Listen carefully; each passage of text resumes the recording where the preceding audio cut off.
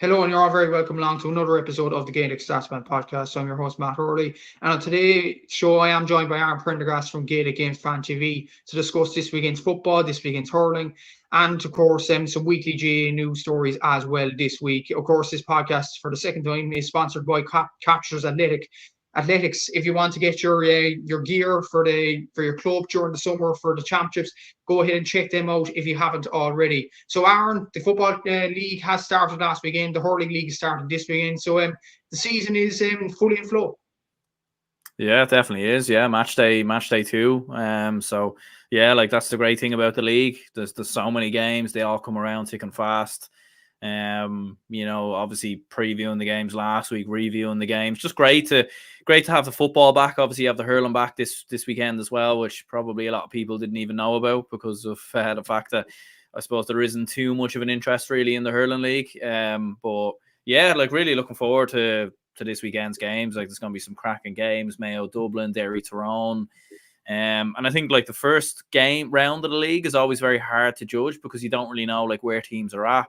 But I think when you start seeing the second, the third game, you start to kind of get more of a gathering as to where teams are at and like how they're going to be sort of come championship time. So yeah, I think this weekend's going to be, it's going to be very interesting to see how these games go. Yeah, definitely. So it should be a very, very interesting weekend. Hopefully in football and hurling this weekend. And already we have a comment coming on here. Hopefully a win between yous this weekend, lads, Monaghan and Naboo. So yeah, maybe a dig after last weekend. Before we get started, how are you feeling after last week? Yeah, perfectly fine. Like I predicted a draw going into that game. So I didn't expect Dublin to win it anyway, just because Dublin are notorious slow starters in the league.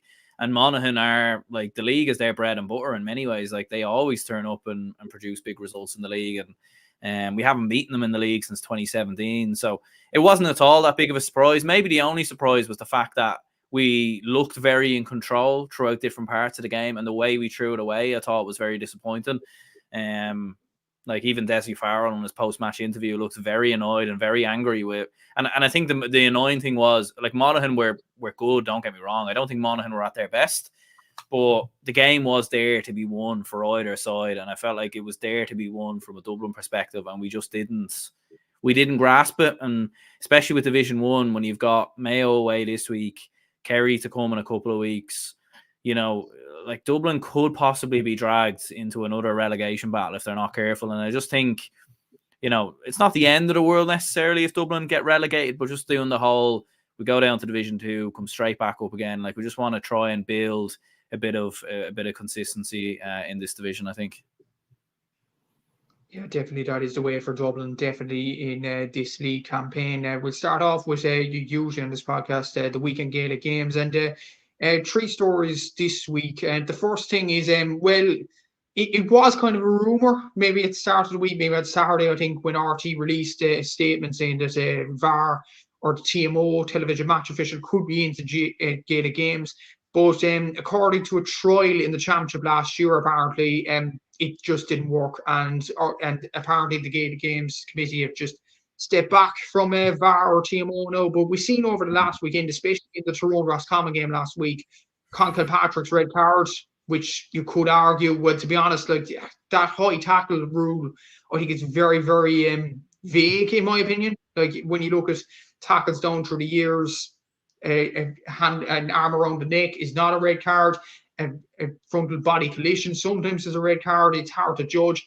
And then when you look at the Roscommon disallowed goal in the second half of last week, that should have been a goal and it shouldn't have been a square ball. So in that instance, maybe VAR TMO could have been used. But like a lot of ups and downs around this decision, more or less. What's your opinion on this? Do you think VAR TMO would be good for the GA or bad for the GA? I think it'd be great for the GA, definitely. Interesting that they said they trialed it last year. I mean, I wonder, was that just behind closed doors or something like that, or how that worked? I don't really know. Like that's kind of interesting to hear. But I think it'd be great. I think a lot of people are looking at how VAR is in the Premier League, and they're automatically assuming that would be very bad for Gaelic games. But like the Premier League's VAR is just absolutely atrocious, and it's just really, really badly used in that sport. Like even something like me and you are about Liverpool fans, but even some of the decisions that probably went in favour of Liverpool last night in regards to a couple of penalties that Chelsea probably should have got.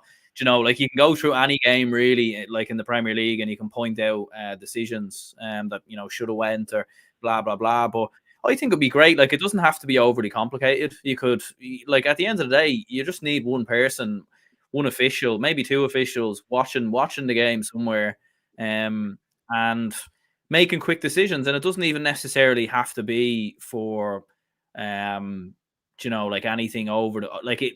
You can use it for serious things only in terms of red cards. If there is a decision that's used that's wrong, you could use it for that.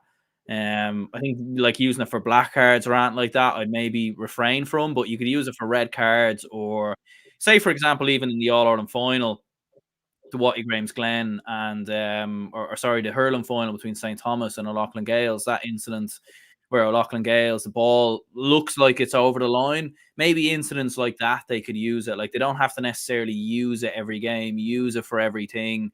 Like, if there's a bad challenge that happens, they don't need to like look at it and sort of be like, oh, is this a red card? Is it not? I think they could just use it for the betterment of the game, but I don't think they necessarily need to use it like the way that the Premier League use it. Like, the TMO obviously is the perfect sort of example in rugby, but obviously that's a much professional, higher standard. So you can't imagine the GA maybe having the capabilities of doing that. But I think it would be. I think it certainly should be something that they should look at, in my opinion. But obviously they're not going to go ahead with it by the sounds of it.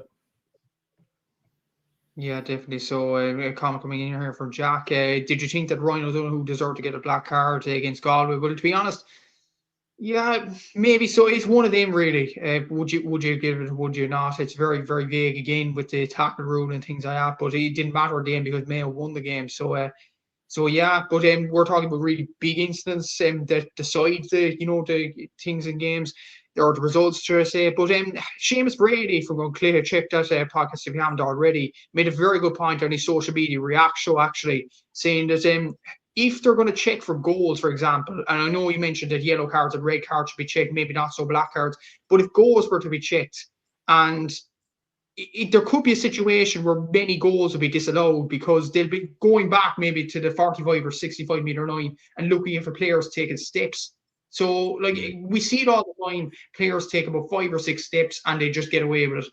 With VAR or TMO, arguably, you wouldn't really get away with it. So, what's your thoughts on that? Do you think if the GA were going to try this using that and use it to punish steps more, and that would reduce the goals in games? What do you think of that in a way? Do you think that would kind of spoil the atmosphere in a way in a Gaelic Games match? Yeah, it's hard to know. Like, I think at the end of the day, if someone is taking more steps than they should be, then it should be a foul. I know there is multiple scenarios throughout Gaelic games where a player, especially in an attacking sense, they do take that extra 1 or 2 steps, and the referees obviously tend to let it go. I think because it's probably very hard to pull a situation like that back for steps. But at the end of the day, they are the rules of the game. So, yes, maybe it might chalk off a lot more goals and whatever, and that might be something a bit annoying maybe watching it. But at the same but again, like, you don't even necessarily have to use it for those kind of things. Like, just the real clear, I know, like, clear and obvious is sort of the term that gets used with VAR and everything, but if you actually use it for things that are clear and obvious, in terms of, all right, this should have been a penalty, clear as day, or this should have been a goal, this shouldn't have been a red card. You could use it for incidents like that, and maybe even like just use it for All Ireland quarterfinals and beyond. You don't necessarily need to use it for every league game. You don't, maybe in the Tailteann Cup you could use it for semi-finals and finals. Same in hurling and the Joe McDonagh as well. But I definitely think it would be something helpful, even for hurling as well. When you look at how fast that game is played, very hard for referees to see what's going on, even umpires as well. So yeah, I do think it would be something that they should look at, but doesn't seem to be on the agenda, unfortunately. Maybe it will in the next few years. We'll have to see with the Gaelic Games or the GA committee. We'll have to see in general. But comment coming in here for Denise, it better have better functioning than Hawkeye. Good point. Really good Yeah, point, actually. that's probably true. Yeah. The less said about Hawkeye, the better. But two more Yeah. stories to get through before the games this weekend. And one briefly, I talked about this with Seamus in the last few weeks, and yeah, they've rectified this Cartier. Super Valley Park Keefe was officially announced yesterday morning on Wednesday morning. Officially, Kevin O'Donovan had an interview with the RT News saying that Park Keefe, the debt they have, €30 million. It's well documented at the moment. That would benefit, and as well as that, the O'Queen name is kept as well. So, what's your general thoughts on this? First of all, the Super Value Park was a thing first, that it was actually raised to the Cork County Board, but then to be named Super Value Park Keefe for Cork GA to have a change of heart after the public backlash that got online. But what do you think of the whole story yourself? Do you think the Cork County Board came to the right decision in the end?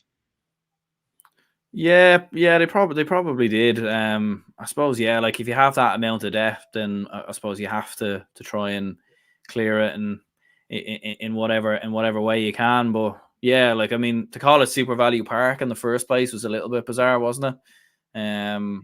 Like it's like they didn't read the room, or they just thought, okay, we'll just name this Super Value Park and there's going to be no uproar. It's like they, like especially in those situations, you would think, because obviously there's a group of people that are making those decisions. Like this is really why I do think that there should be more communication between supporters and county boards. Like especially when you look at clubs and everything else, you'd never see clubs make decisions like that, because like at the end of the day, a lot of people who are in clubs are supporters. You know what I mean? Volunteers and everything. And I do think when you look at county boards, there should be some sort of form of communication there. Like there should, like a supporters group or a supporters trust or something like that, just so they can actually realize that, okay, this isn't actually a good idea. This isn't a good thing to move forward with. Naming a Super Value Park Queeve, I suppose, yeah, like it's better. Realistically, no one's going to call it Parky Queeve or Super Value Parky Queeve anyway. We're all just going to still call it Parky Queeve. The only thing that's going to change is, there'll be Super Value logos probably slapped up around the stadium. The commentators will probably have to mention it and stuff like that. But yeah, I suppose it is what it is. But, hopefully this works for Cork, because they've been trying all the concerts. They've been getting as many concerts in as possible. Now they're going to Super Value Park Queeve. You'd kind of wonder what they're doing with the money there, to be honest. I know obviously they had to redevelop Park Queeve, and that obviously took up a good chunk of money. But you would hope now that like they can get their act together a little bit here now, because like what else is going to happen? Like, are they going to rename Cork, like Cork County or something? It's going to be Super Value Cork versus Dublin. Like, do you know what I mean? Like, you don't know what's going to happen. Like, yeah, exactly. And obviously the €30 million debt is absolutely incredible in its own right. And they're trying to, raise money to counteract that debt in many ways. Like Munster, the Crusaders is this weekend.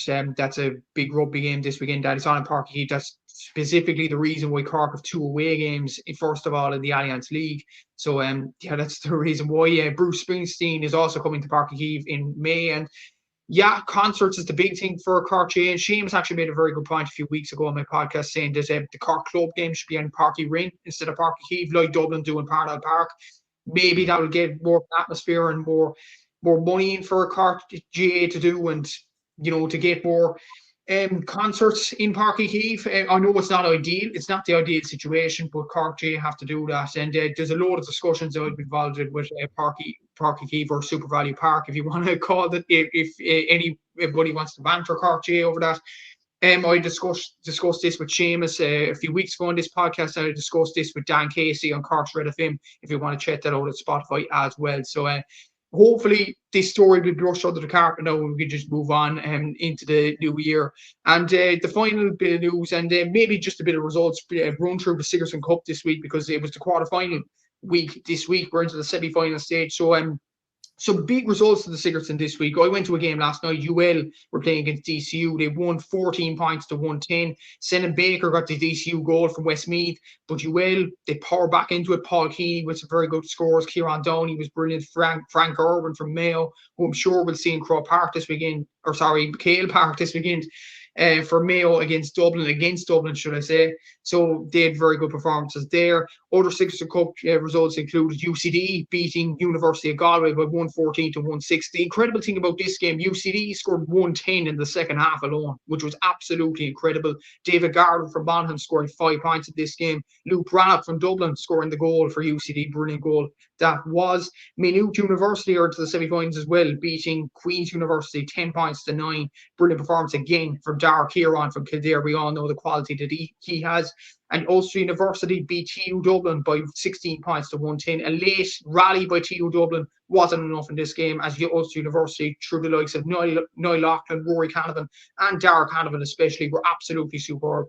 And the semi-final draw was also made last night as well.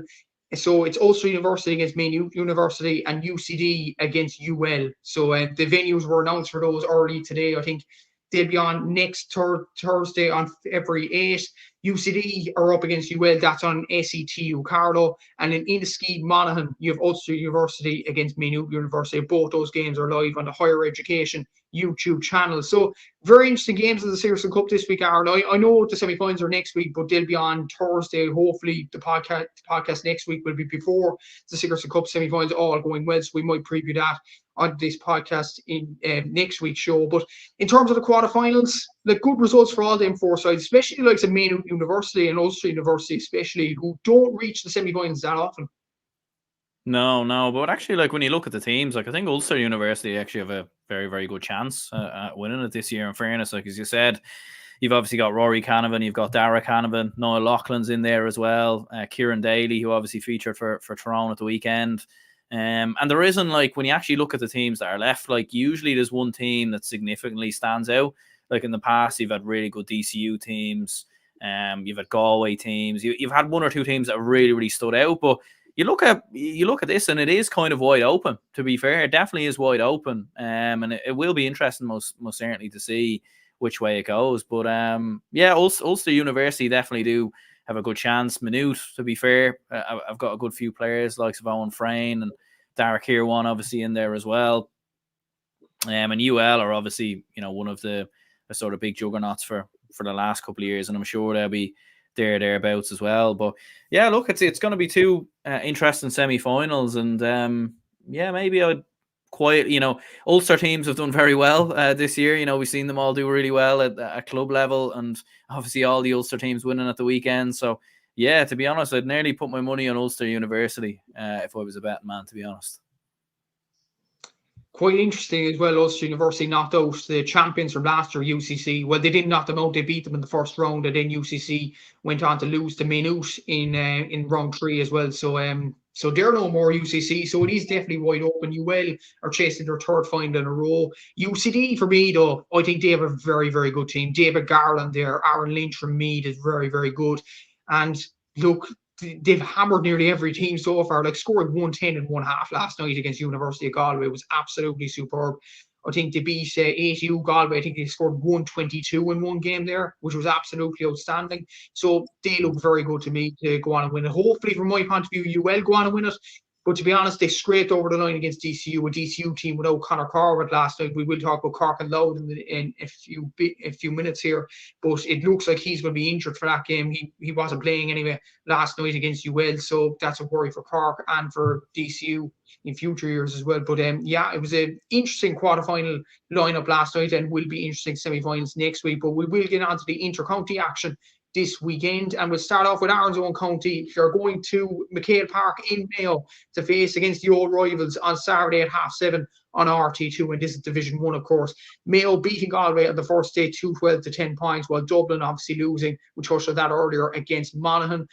Are you nervous about this game, Aaron? Because if Dublin do lose this game, maybe relegation could be around the corner. Yeah, it definitely is. It's a big game. I suppose playing Mayo is always big, but especially like after this, we play Roscommon at home, and then we've got Kerry at home. And you'd imagine the Cliffords will probably be back by the time that game comes around, and especially with the fact that we beat Kerry in the All-Ireland final, you'd imagine Kerry will come for that game all guns blazing. So it's a huge game, and it was an interesting game for Mayo. Like they looked really, really comfortable against Galway. I don't think they were necessarily brilliant or outstanding. I just think Galway were really poor, and overall it was a very, very poor game. And it was probably the same type of Mayo that we've seen over the last couple of years in terms of how they played. Like their, wing backs are bursting up forward. They're, hand passing the ball lows. They're playing a, running game and everything else. Their football maybe didn't look like it had evolved or kicked on that much. And whether they do something different this weekend is going to be interesting. But yeah, it's a huge match for Dublin. Like I thought against Monaghan, we looked in control for large parts, and then we just sort of lost ourselves. I think the big question is going to be our defence, because when you don't have Mick Fitzsimons in there and you don't have Cluxton, you only have to look at the games Dublin have played without them two, and league games. And you think back to last year, the amount of goals we were conceding left, right, and centre, and that train of that carried on over into this game. And it's nothing really got to do with David O'Hanlon, I think, to be fair, because I think he has played well. I thought his kickouts were good at the weekend, scored a couple of points from 45s, and was the same throughout pre-season as well. And he made a number of big saves last year. And even them goals, you can't really do too much about. Like the Stephen O'Hanlon goal was an absolute cracker. I don't even think Cluxton would have saved that, in fairness. But yeah, the fullback is going to be interesting. Like, is Sean McMahon a fullback? I'm not entirely sure. I think he's more probably a cornerback or wing back maybe. So you could look at someone like Theo Clancy coming in. Maybe Mick Fitzsimons would come in. But yeah, Dublin need to get the balance of their defence right, because that was the big downfall last weekend, to be fair. And again, the age-old question, trying to find someone to partner Brian Fenton, seems to be a bit of a nightmare. So yeah, look, it'd be an interesting game. I do think we'll turn up for it. I do think we'll just about nick it. I think I've seen enough against Monaghan to see that we can go and win and get a victory. I think some of the defensive issues are very fixable, in my opinion. So I do think we'll be strong enough to get the victory. We talked about the Sigerson Cup before this game as well, and the two players that played the Sigerson Cup over the last few weeks for Dublin, they played for colleges teams there, but they play in the Dublin team at the moment. They're on the fringes. In particular, in midfield, I'm looking at, and I discussed this with Seamus on his podcast the other day, Killian McGuinness in midfield. Like Brian Fenton, it's well documented Brian Fenton needs a midfield partner, and Paddy O'Cuffey-Byrne has the potential to do that. Has he staked his claim enough? It remains to be seen. So, look, I was going to mention Luke Brannock as well in this, but Killian McGuinness in particular, he's done well for TU Dublin. He's done well for Skerry's Harps as well at the Dublin Championship. Could he be a player to play alongside Brian Fenton? And is midfield the real... I know you mentioned the full back line is a problem, but is midfield a problem too for Dublin at the moment? I think so, yeah, because obviously Luke Brecknock was named at midfield against Monaghan, but he didn't really play in midfield. And when you actually watched the game, it was more like Fenton was operating midfield by himself. So yeah, I think there definitely is the need for someone to come in there. Killian McGuinness, I think, would be a great show. I was impressed with Peter Duffy throughout pre-season as well, but he doesn't seem to be getting a look in. So and look, I think when the championship comes around, it's probably one of them where you can put McCarthy and Fenton together. You can put McCaffrey into wing back. And then you'll have Owen Merchant, John Small. The team kind of picks itself, but I think for now, like with James McCarthy, probably is going to be his last year, you'd imagine.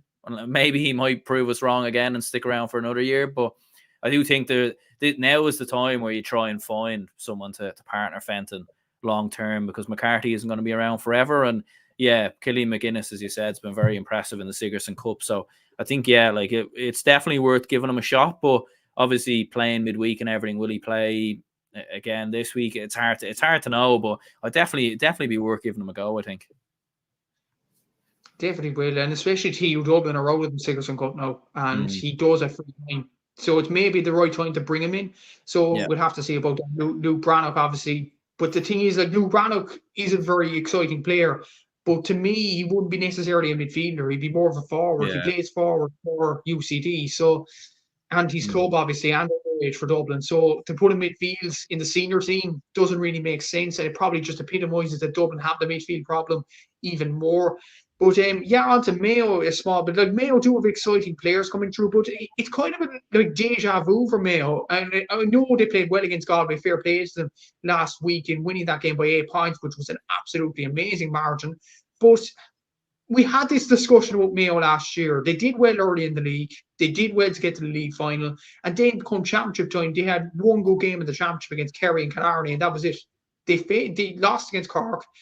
Against Louth, they were very, very lucky. Against Roscommon, they lost. And they got hammered by Dublin in the quarterfinals in Croke Park as well. So is there an argument that it's kind of a bit like deja vu for Mayo? And do Mayo need to peak at the right time, need to peak at championship rather than the league?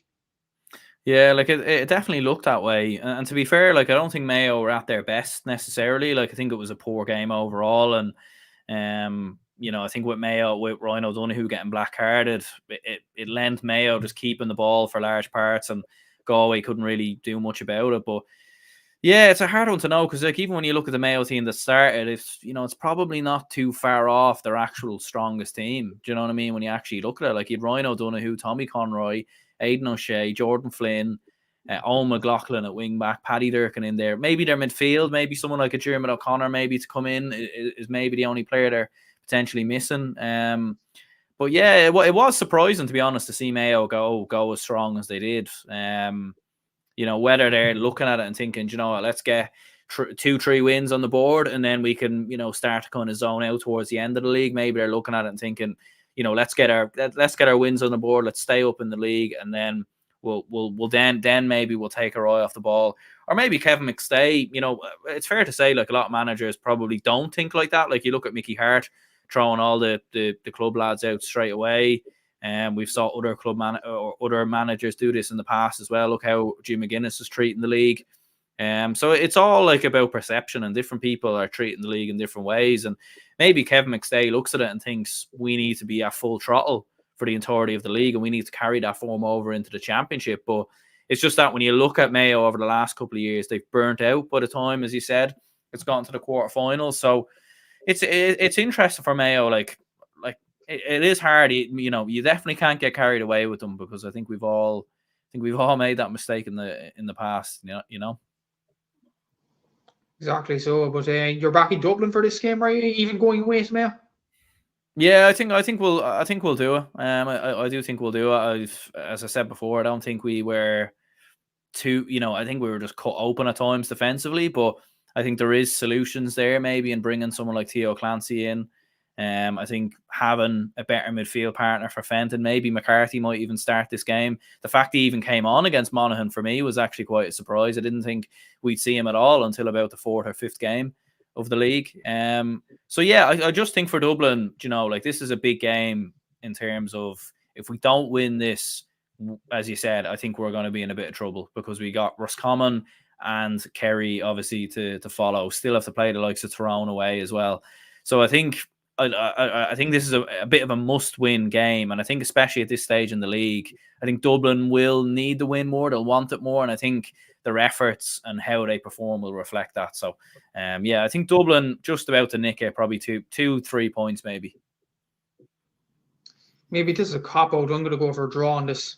Considering they Mayo are at home, they'll get the fans behind them, and Dublin need points. They need points just to stay in the division, just to be more calm going into the last few games of the league campaign. And I just feel that both sides will want to win, but it will just end up kind of a shooting contest in many ways. So, like you score, we score. So I'm going to go for a draw on this game, and it should be very tight on Saturday evening.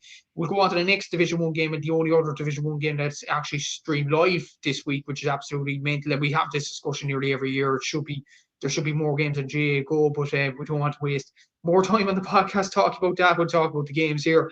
It is Monaghan against Kerry. It's on Sunday at 1 o'clock on the TG Car Player and app. And it's a tricky assignment for Kerry going up to Monaghan, but considering, I don't know exactly the figures in how Kerry have gone on against Monaghan in the league exactly, but in the last 2 seasons especially, they've beat Monaghan quite comprehensively, both home and away. So you'd have to imagine, looking at those sorts of statistics, you'd have to imagine Kerry will go on and win this game, but Monaghan will want to make it as hard as possible for the Kingdom. Yeah, I do think Monaghan have a serious chance. Like I thought they like played very well, obviously against Dublin in Crow Park, even without some of their top players, and um, yeah, I suppose maybe the only chance Mayo will have at the weekend is if Dublin get the wrong bus down. I don't know, but yeah, no, look, yeah, I think Monaghan at home, like very tough team to beat. Kerry obviously without the Cliffords. I'd give Monaghan a serious chance. I really, really would. Like I predicted a draw on my own show, so I won't go against that prediction. But I do think like you could see Monaghan winning this. This one is a difficult one because Kerry without the Cliffords do struggle. Like, and even the Derry game, like those two goals kind of came out of absolutely nowhere. Like Derry were very comfortable, really, when you actually look at the overall way of how the game was played. So I could see Monaghan getting something from this. Quite an interesting opinion there. Like, yeah, look, this is the opinion about the Cliffords being not in the Kerry team. Sean O'Shea was playing full forward. Dylan Gainey was in around the forward, like Killian Burke as well. Killian Spillane didn't really stake a claim now the last day. He did in the McGrath Cup final, to be fair to him. Maybe he will in this game this weekend. But, like, do you think the Cliffords are just so important to Kerry? They're almost like, we can't play without them. If we play without them, we're screwed. Is it that kind of a way with Kerry? I know Kerry fans might go at me about that comment, but it seems to be the way around social media at the moment that Kerry kind of struggle with the two lads. I think, yeah, like you only have to look really throughout the league last year and obviously the game against Derry as well. Like when you look at their forwards, like only 3 of their starting forwards scored. Sean O'Shea scored 5 points. Dylan Gainey and Darren Moynihan both scored a point each. But Killian Spillane, Micheál Burns, none of them scored. That way, like, so they did, like, their forwards are struggling, like, and we haven't seen the best of Killian Spillane in the last few years. Unfortunately, he just hasn't really clicked for him in a Kerry shirt. I know he's had a couple of injuries and everything else. I still think Kerry are a very good side or a good team without the Cliffords, but I just don't think they're the same team without the Cliffords. I don't think they're.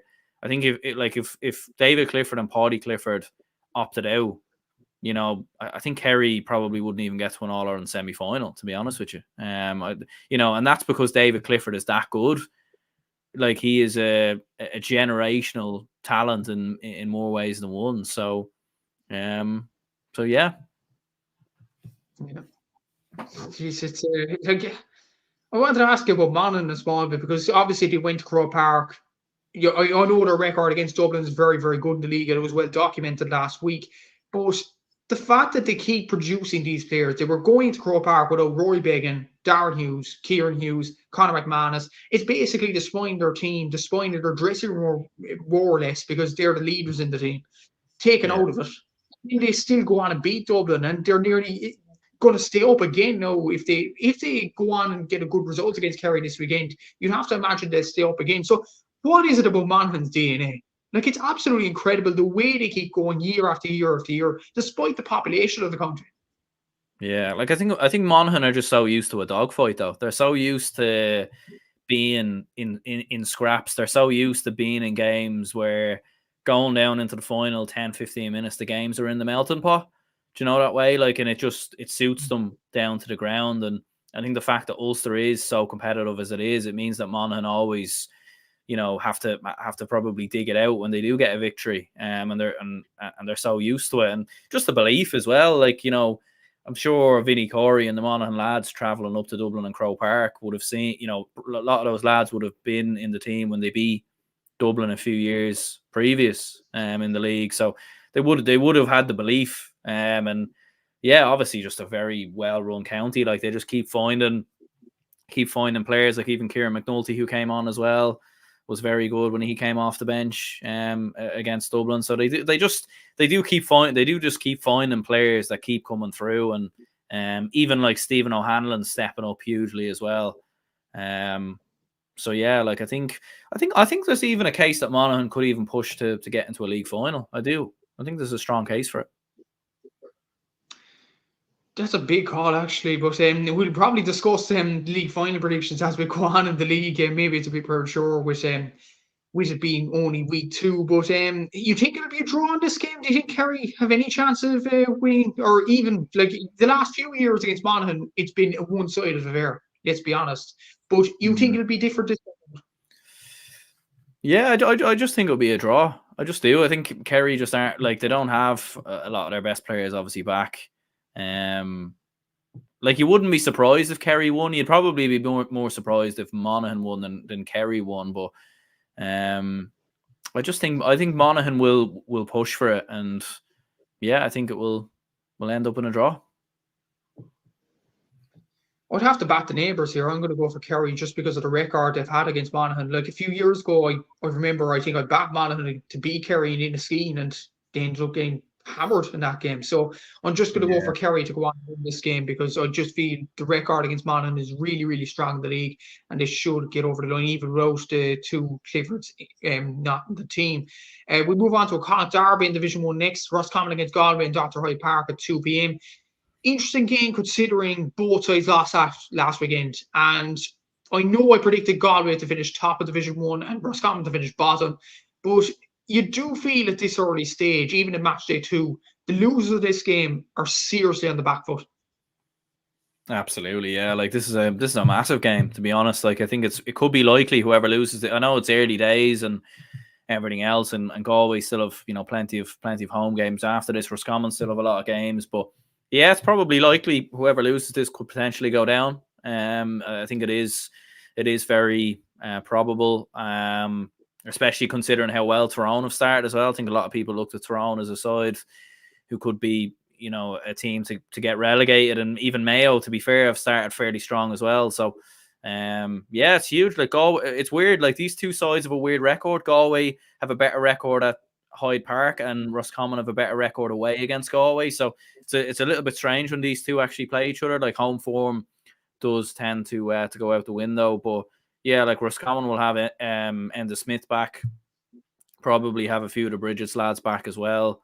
And yeah, Galway were just really, really poor the last day. Like, really, really poor. Like, and I know they still have Matthew Tierney to come back in, maybe Paul Conroy as well, but they just look miles off it. And I tip Roscommon, I think, to win this.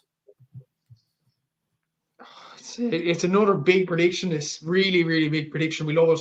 But yeah, Galway, they looked poor last weekend. Obviously, lose by 8 points. They had one of the biggest losing margins. I think Waterford and Cork are the biggest losing margins, but Galway were definitely up there last weekend. Another comment coming in here.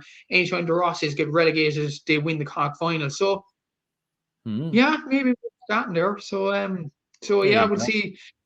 First of all, if Roscommon.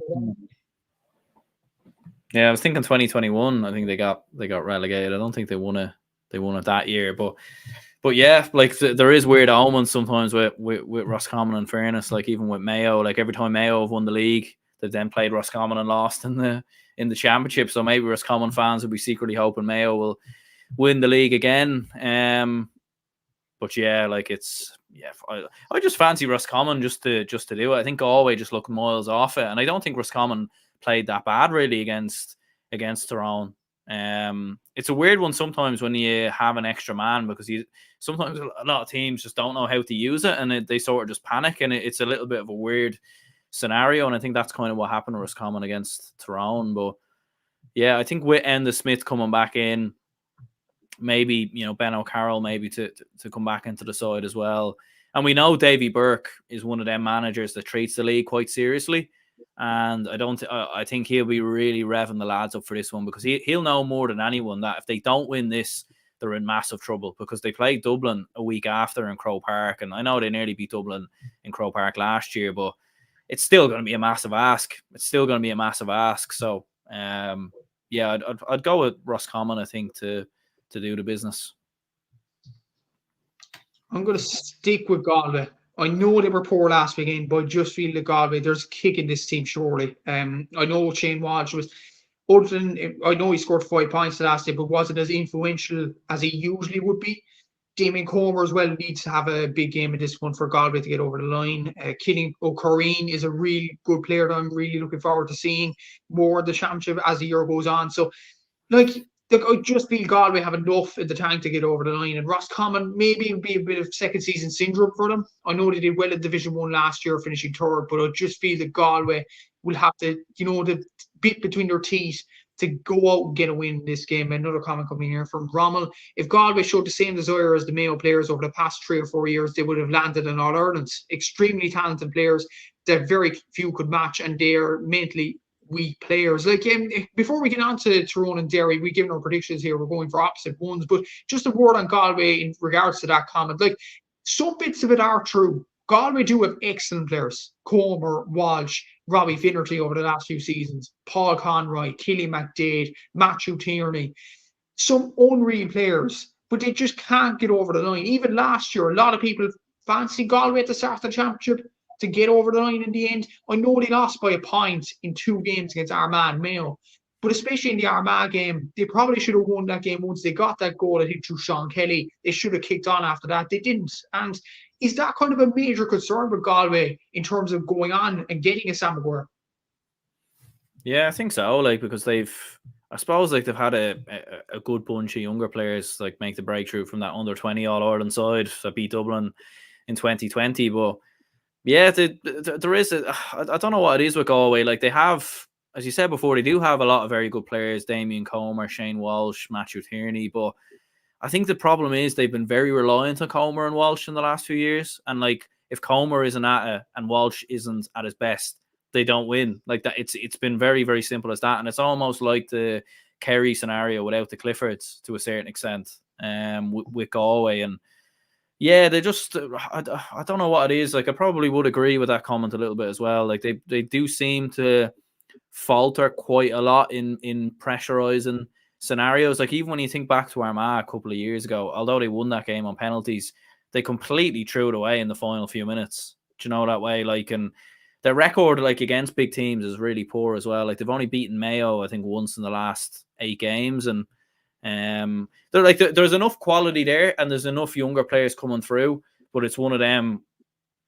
I think there'll be question marks over Porrick Joyce, I think, if they don't kick on. Like, to be fair, it's very hard to win All Irelands at the end of the day. Like, obviously Mayo haven't won one in 70 odd years, and when you actually look at it, it's been Dublin and Kerry mostly winning them. But so I don't necessarily think anyone's expecting Galway to go and win it, but they probably should be.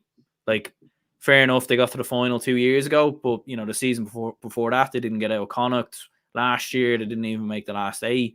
If they don't even make the last 8 again this year, there'll be serious questions asked. Yeah, definitely so. And Galway will be an interesting team to look at as the year goes on in the league and the championship, indeed. But we'll move on to the last game of Division 1, because maybe time is at the essence here. There's a lot of games to get through, as you can tell. But this is a huge one. Derry against Tyrone. I know it's only the league. I know it's match day 2. But it's almost like the apprentices county is coming to his back garden. This is a huge game. It really, Derry against Tyrone, live at TG Car at 3:45. And I'd expect, Aaron, there'll be a few fisticuffs going on in this game. There'll be a lot of belts. There'll be a lot of rows. I think there'll be a good few brawls in this game as well. But ultimately, it's going to be interesting to see how Mickey Hart comes up against his old great team, Tyrone. Yeah, like, you can just see it already. It's almost, it's poetic in many ways. You can just see Mickey Hart standing there with his Derry jumper on, and the Tyrone lads, running past him, all looking at him or something. Like, it's mental. Even seeing Mickey Hart in the Derry jumper just looks weird. It just looks really, really strange. Like, that way? Like, it looks strange seeing him in a loud top. Never mind a Derry jumper. But yeah, like, it's an interesting one, all right. Like, and maybe to continue my series of bold predictions, I actually do fancy Tyrone to go and beat Derry, to be honest with you, because, like, how many times have we seen Tyrone go and spoil a party and upset a party? Like, they're the masters at doing it. Like, 3 years ago when Dublin got knocked out by Mayo, people just dismissed Tyrone straight away, and they said Kerry Mayo final, and then Tyrone went and beat Kerry and then beat Mayo in the final. And I know their team has changed quite significantly since then, but like, some of the new players that came in last week were really, really impressive. Dara Canavan is in the absolute form of his life. You've got Rory Canavan still to come back. He obviously made a cameo appearance last week. Connor Cush to come in as well. So I do think there's enough there for Tyrone. And the thing is with Derry is that I don't know. I just don't think Mickey Hart can keep playing Glass, can keep playing Kieran McFell. I know we played them against Kerry, but I think it would just be very foolish to line them out again week. I know they did it in previous years, but I think when you're in Division 2, the gap is different to Division 1. Do you know that way? And I think it is a lot different. So, and even if he does play Glass, he does play Kieran McFell. Like those lads, like one of the reasons why Kerry came back into that game was because a lot of them lads just looked absolutely jaded and dead on their feet. And I could see Tyrone, who are a lot fresher, a lot sharper coming into this. I could see them nipping it. And I think the thing as well, the whole Mickey Hart thing adds fuel to the fire because the Tyrone lads are going to be bang up for it. They're going to want to, prove to Mickey Hart that you were wrong. Are the Derry lads going to have that same level of motivation? Probably not. Probably Mickey Hart, I'm sure, will have it. But will the players be able to reflect that? It's hard to know. So I could see Tyrone going there and beating them. Interesting dynamic as well. Tyrone's number 11 the last day was the well-established at this stage Peter Hart. And Peter Hart's uncle is Mickey Hart. Yeah. This is actually poetic. It really is, And imagine Peter Hart just going into the pitch from the dressing rooms from Celtic Park and then surpassing Mickey Hart. It would just be probably one of the images of the year, to be honest. It would be just absolutely incredible. But in regards to Derry, do you think there's an argument that, okay, Conor Glass and Kieran McFall and Colin McGuckin to a lesser extent who's on the bench, Ian Doherty is another big example at a wing forward who usually starts. Could Mickey Hart just play them at the start of the league campaign, and as soon as they think they're safe from relegation, they think, oh yeah, we'll just lay it off and we'll focus on the championship for the last 3 or 4 games of the league campaign? Is there an argument that Mickey Hart could even do that, especially against Tyrone? Because there's no doubt that he'd want to win against his own county, or his county of his birth, should I say. Yeah, there is a case of that, and we were mentioning that earlier with Mayo. Maybe that's something that they're looking to do potentially as well. So it's hard to know. And it's an interesting one with Derry because even against Kerry, they only made 2 substitutions in that game as well. They're clearly I don't think Derry are necessarily a team that's starved of any underage coming through. They've been getting to a few under 20 All Ireland finals. Obviously, they had a couple of minor All Ireland wins. I know some of them lads maybe a little bit away from coming in, but even we saw the likes of Owen McAvoy and Noel Loughlin and a few of these players make an impact and come into the team. Likes of Doherty as well. So it is an interesting one with Derry. To be fair, I do think Mickey Hart he definitely will at some point need to mix it up and try different things out because at the end of the day, to win All Ireland, it's not always just about your starting 15. It's about your squad. It's about trusting the players to come on and make an impact. How many times down the years have we said Dublin have made the difference in this final because of the players they've been able to bring off the bench? And I get Dublin, for years were able to bring the likes of Paul Mannion and even Bernard Brogan, when he was coming to the end of his career off the bench. But you need to try different players out. Look at Colin Basquel with Dublin last year. Dublin tried him out throughout the league, and then he kept his place in the championship. And I don't think we win the All Ireland without him. So I do think Mickey Hart needs to start trusting more of his squad. But again, you could be spot on. It could be a case of we beat Kerry, let's go out and get this win. Then let's win the next couple of games, and then let's switch off by the time the Ulster Championship comes around. Because obviously Derry, could very well be playing Tyrone in Ulster potentially as well if Tyrone get past Monaghan. And if Derry get past Donegal, let's not count Donegal out of this. Never count out Jimmy. Never do that. Very dangerous. But for the record, I do think Derry will want to win this game. I think Mickey Hart will be up for it, seriously up for it at Celtic Park. But before we get into Division 2 and the other games in the league this weekend, what did you see in the Tyrone team against Roscommon that made you think they're going to win this game against Derry? Because at the start of the league campaign, I remember specifically myself, yourself, Seamus, and I'd imagine John McMahon as well, would have said Tyrone to go down to Division 2. What has changed, in your opinion, after that performance against Roscommon? I think it's the new players who've come in. Some of the new players, the likes of Kieran Daly, Ben Cullen, obviously looking very good. Dara Calvin, in the absolute form of his life, and even and I think one thing I think Tyrone have lacked hugely since that All Ireland win is fight. Like, I think Tyrone a lot of the time have just bowed down and showed very little heart, showed very little desire in big games and big moments. Like, when you look back at Tyrone in the last few years, they've been on the receiving end of some amount of hammerings. Like, you think back to Kerry last year in the All Ireland quarter final, a few games obviously in the league as well. The season previous, they got beat by 11 points against Derry in the championship. So they've been on the receiving end of some amount of hammerings, and for them to go down to 14 men away against Roscommon, I know Roscommon were missing players as well, but I just thought they were very well set up. They were very well organised. They moved the ball very well. And like, the thing about Tyrone is that I don't think anyone was necessarily doubting that they didn't have the ability to kick on and be a great team. Like, a lot of us predicted Tyrone to do very well last year in the championship, and they just sort of fell flat on their faces in the end. So some of the new lads who came in, and even the fact that they've obviously, under 20 All Ireland champions last year, I do think there's enough there. Look, I don't necessarily think they'll go on and win the league, or I don't necessarily think they'll challenge for an All Ireland. I still think they're a bit off that, and they could win this game and then go on a run of a couple of defeats. But I do just fancy them to win this, and I think the fact that Derry as well, obviously with Mickey Hart in charge, I think there's going to be a real kick about Tyrone this weekend, and I think they're going to want to spoil the party. We're going for very different predictions. Actually, in all 4 Division 1 games, we're going for different predictions completely. So yeah, we've gone for one draw, you've gone for another draw, and then we've gone for completely different teams and other predictions. So we'll have to see. Either I'll have egg in my face or you'll have egg in your face, Aaron. We'll have to see this weekend how it pans out. We'll move on to Division 2, and probably the standout game this weekend is in the Athletic Grounds on Saturday night, Armagh against Meath at 6 p.m. in the Athletic Grounds, as I said, on Saturday evening.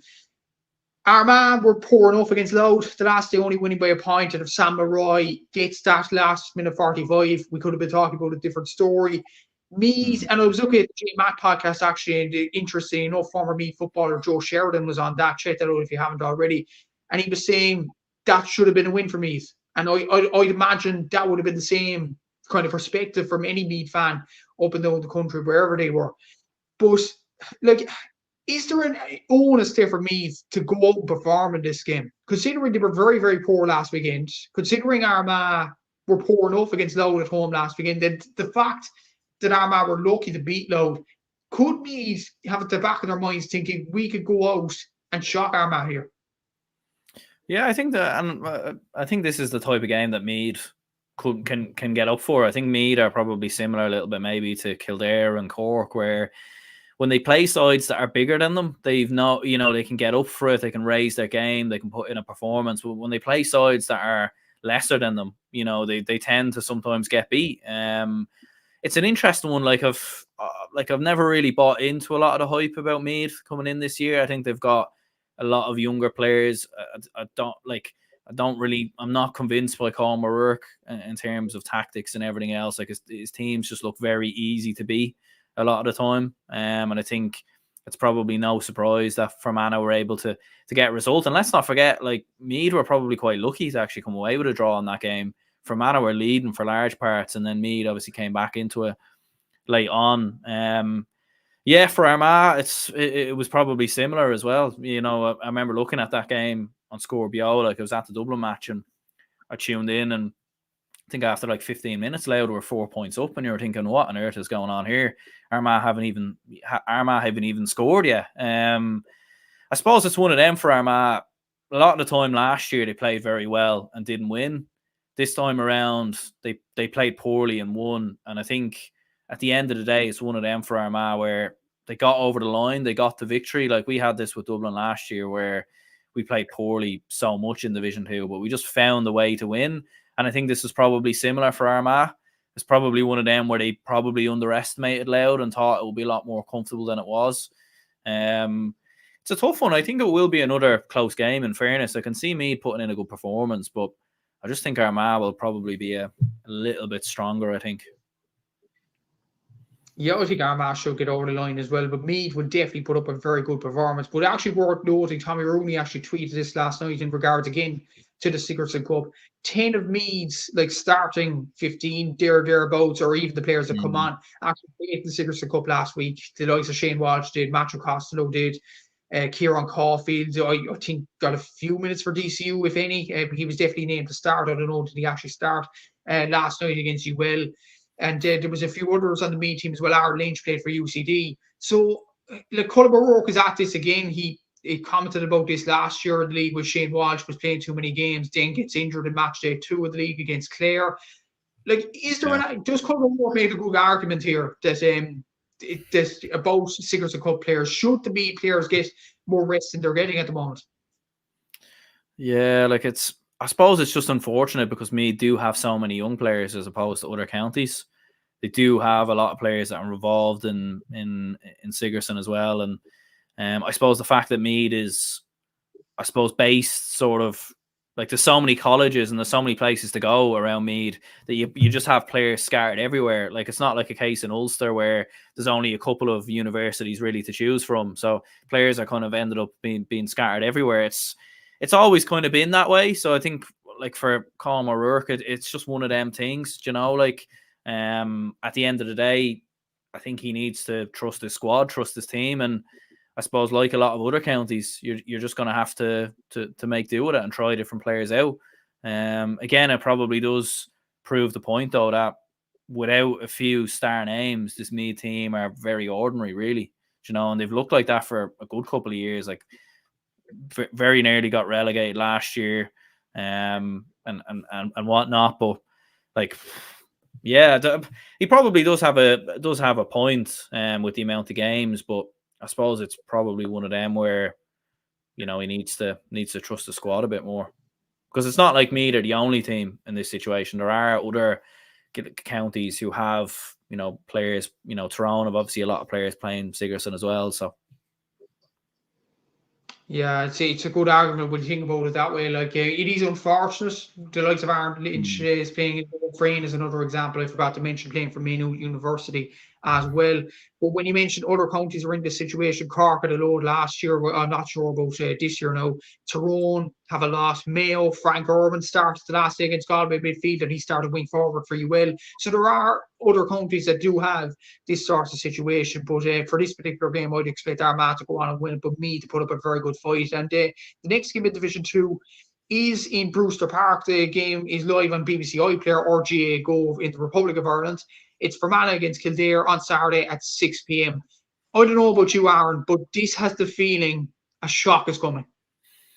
Absolutely, yeah. Like this, you could definitely see a scenario where Fermanagh win this, because of how inconsistent Kildare are, and it wouldn't surprise me if Kildare lost this game, but then went out and beat Donegal in a few weeks' time. They're that type of team, and they've been like that for, you know, like the best part of a decade, really. Like it's weird because like when you looked at their team that played against, like when they lost to Cavan, I was thinking, like, because I didn't see the game obviously live, and I just checked the teams like afterwards, and initially in my head I was thinking, yeah, Kildare must have just tried out loads of under 20 players or something like that. And then you saw that Jimmy Hyland was there, Dara Kirwan was playing, Kevin Feely was playing, Paddy Woodgate. Fair enough, they didn't have Daniel Flynn, but he probably isn't a regular starter nowadays anyway. And yeah, it was just like, to be fair, I predicted Cavan to win that game mainly just because of the inconsistency of Kildare, because that's just how they've been over the last couple of years. And yeah, like Fermanagh, we know at home they're going to be very well organised. They're going to slow the game down as much as possible. They're going to frustrate the living daylights out of Kildare. You could definitely see Fermanagh sneaking something. In saying that, though, I do think Kildare have good enough players to win the game. And I think they need, especially after what was a very disappointing result against Cavan, they'll know the pressure's on them and they'll know they need to turn up. And to be fair, I think they'll just about sneak over the line. Like, you remember last year, was it, I think against Clare at the start of the league, they just about got over the line in that game. They had a few results that just about kept them afloat. And I think this will be one of them games, I think, for Kildare. Yeah, it's going to be a very tight game. And even following on from your comments about the Cavan game, I'm looking at their team there. You have Jimmy Islands, Dark Huron, and Paddy Woodgate in the full forward line. In midfield, you have Kevin O'Callaghan and Kevin Feely. Like, that's a monstrous midfield pairing. I actually don't know, not necessarily Cavan. I know Cavan are a very good side, and fair play to Raymond Gallagher's side for getting the win. But I didn't expect them to win this comfortably. And I didn't expect Kildare fans to come out of the game in Watch Cullen Park that night saying that was a disgrace. That was a joke of a performance. That's why I heard on social media the commentary around it. And look, it's really, really boring from a Kildare point of view. And the one thing that strikes me about them, I know they do have very good players. Kevin Flynn's another one, Jack Sargent, Mick O'Grady, all them as well in the back line, to be fair. But the under-20s don't seem to be there either. That's a worry to me for Kildare, because it just feels like the likes of Callum Bolton, Tomas van Engelbrecht, and they aren't coming up through the ranks as Kildare would have hoped. So that's a worry for Kildare in the next few years too.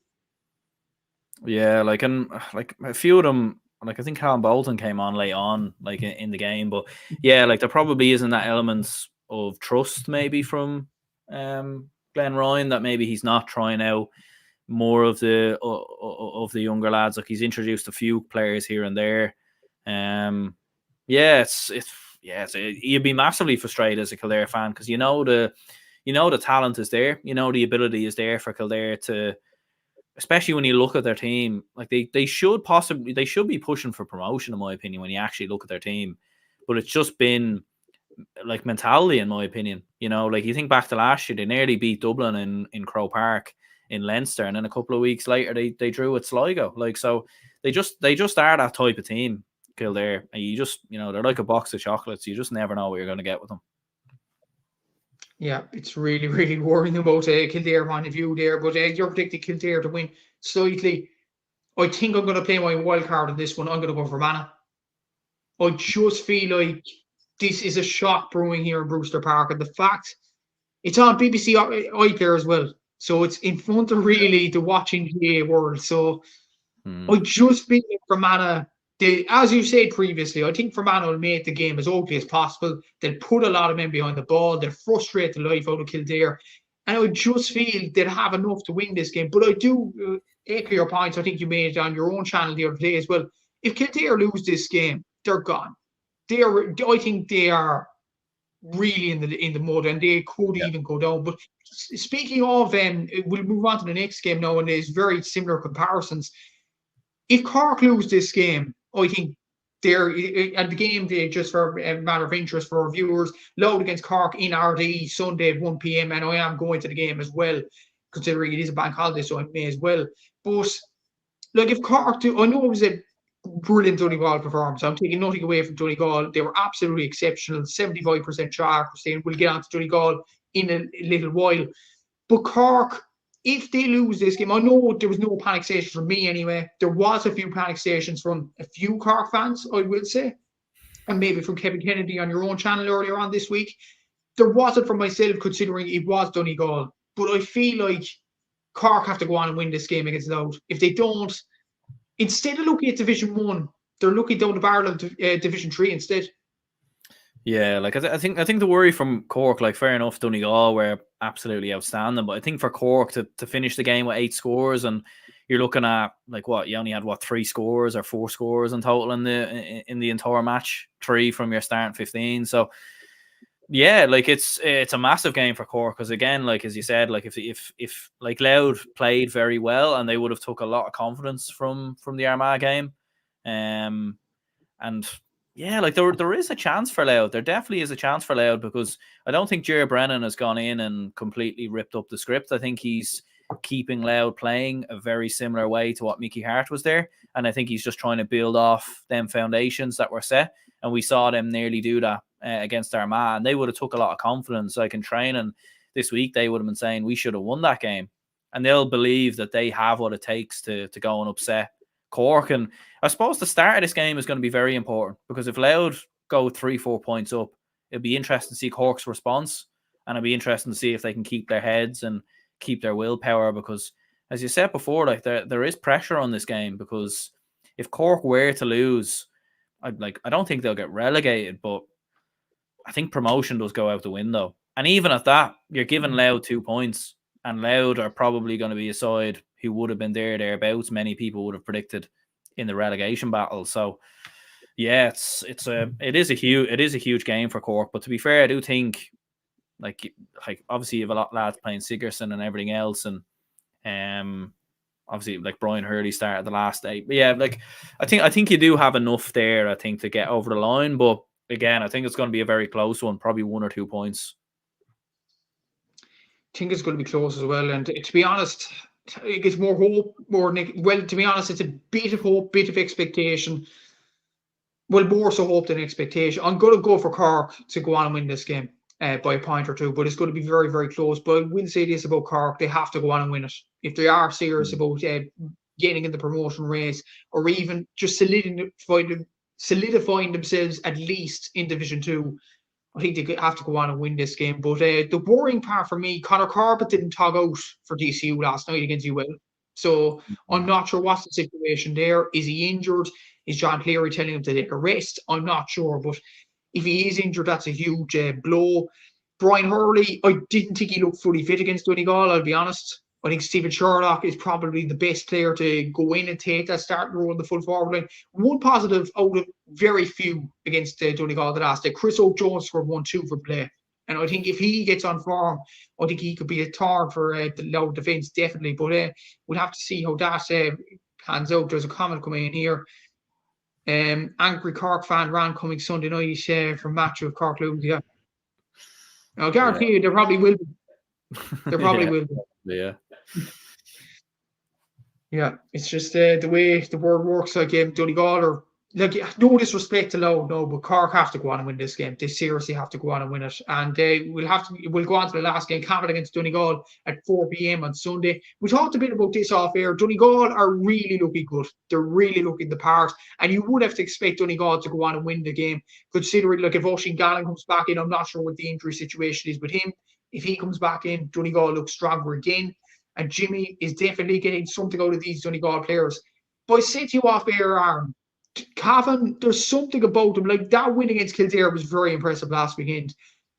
They're going to Breffni Park now. If Cavan make it into a battle, I don't know, like things could happen. Like, let's not forget, Cavan did shock Donegal 4 years ago in the Ulster final. So it's not among the realms of possibility that Cavan do beat Donegal.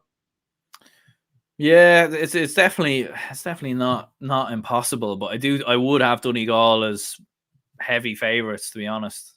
Just because of where they're at and how good they've looked coming into this. Maybe like if Donegal and Cavan were to play each other in the championship, maybe then Cavan might be a little bit closer to their best. But like, we spoke obviously about Kildare being really poor against Cavan, and don't get me wrong, Cavan, fair play to them. They turned up, they got the job done, and Paddy Lynch obviously getting on the score sheet with 8 points. He was absolutely huge. But I just think Donegal will be far too much here.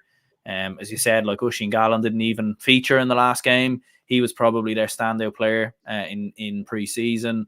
Like even when just looking at it here again on Scorpio, like they almost all of their outfield players, almost all of their starting 15 scored. Like only 3 of them didn't.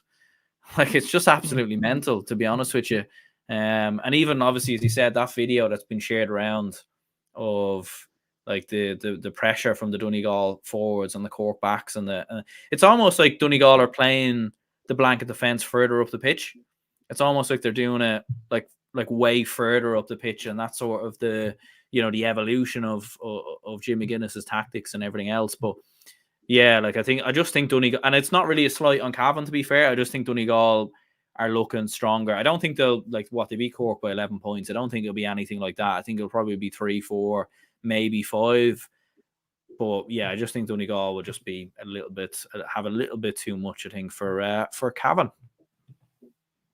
Yeah, I think so as well. I think Donegal should win this relatively comfortably, maybe not as comfortably as the Cork game last weekend, but Cavan will definitely put it up to them. But it's just that Donegal look way too good for this division at this present moment in time. I think they'll go on and win this game. We'll move on to Division 3 now, and if you're new to the podcast, this is how we do it anyway. It's 2 games we talk a bit in depth about, and then 2 games just say a word. So the 2 games in depth this week are Down against Limerick. It's the first one in Park Esther at 6 p.m. on Saturday. You'd have to expect Down to win this game. Limerick lost last weekend really comfortably in the end against Antrim at home, while Down beat Wicklow by 5 points last weekend. You have to feel Conor Laverty's team are going along nicely in the last 2 seasons or so. Yeah, I think so. Like, I think they should be comfortable enough for Down. In all honesty, like, obviously 5-point win against Wicklow. I suppose Limerick, losing by 7 against Antrim, that would have been a real body blow for Limerick. It's hard to really know where Limerick are at. Like, obviously they were Division 2 last year. Jimmy Lees came in and sort of, I suppose it's, it's almost like Billy Lee, obviously, his brother and everything else, I think. Like, obviously kind of similar tactics and everything else, and obviously charge of Newcastle West. But it just doesn't seem to be working in the same way. Obviously, it was a very heavy defeat to Antrim, and yeah, you would imagine Down will be too strong. Like, they'll definitely be targeting them getting out of this division. They will too. Definitely, I think Down will go on and win this game as well, and pretty comfortably at home in Park Esler. The second game we'll talk about, Dips, is Westmeath against Clare in Cusack Park in Mullingar, 2 p.m. on Sunday. Both sides got a win last weekend. Westmeath winning the Midlands Derby against Offaly, while Clare beating Sligo by a point. A brilliant win by the Emmett McMahon, I think, scoring 5 points in that game. But you have to feel Westmeath will go on and win the game. But Clare, I know they've lost a lot of players, as well documented. But the likes of Emmett McMahon there, Aaron Griffin, Iki Moguaru, there is a lot of good young players in Clare that will definitely want to stake their claim in the starting 15 too. Yeah, it's interesting, all right, with Clare's win versus Sligo, because actually I had someone message me earlier who's a Sligo fan, and he said he listened to the podcast my own show last night, and he was saying like Sligo were robbed versus Clare, like they finished with 13 men, and like they were completely like hard done by and everything else, and he said you can't read into that Clare victory whatsoever. So obviously we didn't get to see the game. The supporters who were at the game would have been able to see, but like Clare obviously came through and won that game by a point. But I think Westmeath should have enough here. Obviously Clare have lost a lot of players, as we know. Like, obviously maybe their win against Sligo was a little bit controversial, but at the same time they did win and they did get the result, and I think that will give them, new players and everything a bit of confidence. But I think for Westmeath, they need to be looking, again, a bit like Down. They need to be getting out of this division, and home to Clare, especially with the amount of players Clare have lost, you would expect Westmeath to win this one, probably by 3-4 maybe. Yeah, you definitely would. That's quite interesting about this Sligo and Clare game. I know Sligo got 2 men sent off, but it's quite interesting to hear that actually. That I heard from Clare fans now on comments on my Instagram thoughts of the week actually that Sligo were very dirty. So maybe it's just two sides of the coin. I don't know what it was. Maybe, yeah. Like, I didn't see any of the game. It's just one of them when someone messages you, giving you information about a match, you're kind of like, oh, okay, that's interesting. But yeah. Yeah, it's quite interesting when you see it from two sides of the fence, really. But I predict Westmeath to go on and win this game. And the 2 games, we'll just say a word on who's going to win. Sligo against Wicklow in Markovich Park, 1 p.m. on Sunday. You have to expect Sligo, wouldn't you? Yeah, I think so. Look, I think it would be a close enough game. Obviously, 2 managers that know each other very well, Oisin McConville and Tony McEntee, and probably be similar tactics and all the rest. It'll probably be low scoring game. Sligo obviously got the better of them last season, I think, on 2 occasions. They obviously beat them in the league final, the Division 4 league final. So yeah, I think Sligo just about, I think, maybe to nick it. Yeah, so Sligo will go on and win that game. And the last game in Division 3 of the weekend, Antrim against Offaly in Corrigan Park, 2 p.m. on Sunday. Tight one for Offaly, maybe, but you'd have to expect them to go on and win it, especially after the second half performance they produced against Westmeath. Yeah, this is a tricky one. Like, I suppose if you were going to predict an upset in Division 3, maybe you would look at this one. Corrigan Park, Antrim, Offaly new manager, everything else still trying to settle in. A lot of younger players. But yeah, I think Offaly should have enough. And I suppose if Offaly were to lose this, you would start to maybe look at Offaly as potentially in a bit of a relegation battle, which would be a little bit mad. But yeah, I do think Offaly do have enough to win. Yeah, I think Offaly will go on and win that game. And on to Division 4, and we'll talk about 1 game in depth and then 3 games say a word. The game in depth this week, Longford against Tipperary in Glen Brothers Pierce Park at 2 p.m. on Sunday. Both teams after losing last weekend, obviously Longford losing probably to a better team in the end than Laois. Laois were very good on the night, and Longford played well in some aspects of the game, but they still got the loss in that game, whereas Tipperary lost at home in Semple Stadium to Carlow. So you'd have to feel it's a must-win for both sides if they want to get promoted. And worth noting as well with Tipperary, I know they lost the last day, but Sean O'Connor got 9 points the last day, and he will be key again for Tipperary this weekend. Yeah, I think it's huge. I think it's very big for Longford. Like, I think you look at their league record last year and this year, and you combine them both together. I think they've only won like one game. I think maybe one league game since Paddy Christie's been in charge. And look, fair enough, going away to Laois, aside that are going to be contending promotion, you could excuse it. Maybe you could excuse it, but especially with obviously the amount of players Tipperary are missing at the moment, it's clearly not the same Tipperary as a few years ago. And yeah, I would think that Tipperary or that Longford should, in my opinion, have enough. Like Darren Gallagher, obviously 2 goals and a point the last day out against Laois. He's been one of their main players for the last couple of years. I would fancy Longford. I think they should be able to do it. I just think it would be very disappointing for Longford fans, like especially beating Dublin in the O'Byrne Cup. I know, fair enough, it was probably Dublin's maybe 3rd team. But at the same time, Longford played very well and they were very well organised. And I just think it would be a real shame for Longford as a county. And look, even for ourselves as neutrals, we want to see counties improve. And Longford, for a while there, were looking like they were going to get out of Division 3 a few years ago. So we kind of want to see Longford get back up there. And to be fair, I think they will do enough to win this.